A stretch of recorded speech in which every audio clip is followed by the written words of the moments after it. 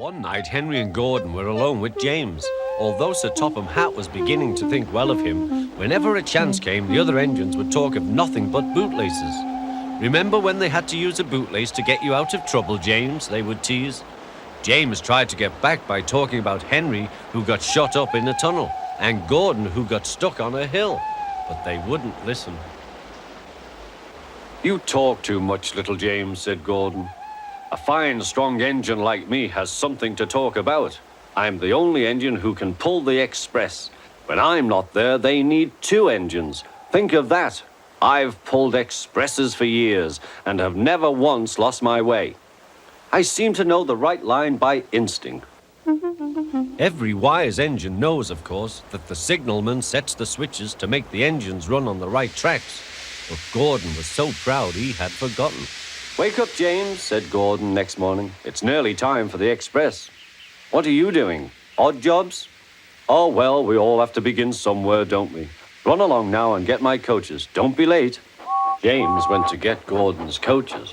They were all shining with lovely new paint. He was careful not to bump them, and they followed him smoothly into the station, singing happily, "We're going away, we're going away." "I wish I was going with you," said James. "I should love to pull the express and go flying along the line." Gordon, with much noise and blowing of steam, got ready to back onto the train.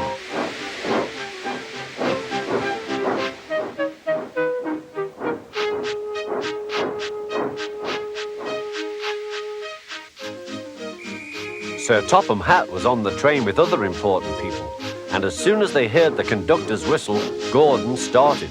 Look at me now," he puffed, and the coaches glided after him. "Poop, poop, poop, poop, poop. Goodbye, little James. See you tomorrow." James watched the train disappear and then went back to work. He pushed some freight cars into their proper sidings and went to fetch the coaches for another train. James had just brought the coaches to the platform when he heard a mournful noise. There was Gordon trying to sneak into the station without being noticed. "Hello, Gordon. Is it tomorrow?" asked James. Gordon didn't answer. He just let off steam feebly. "Did you lose your way, Gordon?" said James. "No, it was lost for me. I was switched off the main line onto the loop. I had to go all round and back again." "Perhaps it was instinct," said James. Meanwhile, all the passengers hurried to the ticket window. "We want our money back," they shouted. But Sir Topham Hatt climbed onto a cart and blew the conductor's whistle so loudly that they all stopped to look at him. Then he promised them a new train at once. "Gordon can't do it," he said. "Will you pull it for us, James?" "Yes, sir, I'll try." So James was coupled on and everyone got in. "Do your best, James," said Sir Topham Hatt. Come along, puffed James. You're pulling as well, sang the coaches.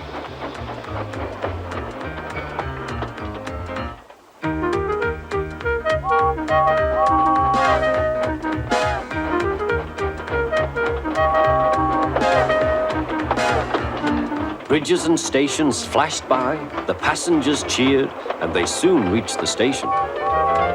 Everyone said thank you to James, and Sir Topham Hatt was very impressed. "Well done," he said. "Would you like to pull the express sometimes?" "Yes, please," answered James. Next day, when James came by, Gordon was pushing freight cars. "I like some quiet work for a change," he said.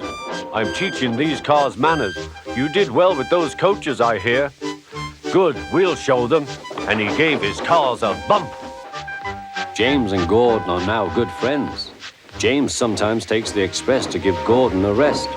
Gordon never talks about bootlaces, and they are both quite agreed on the subject of freight cars.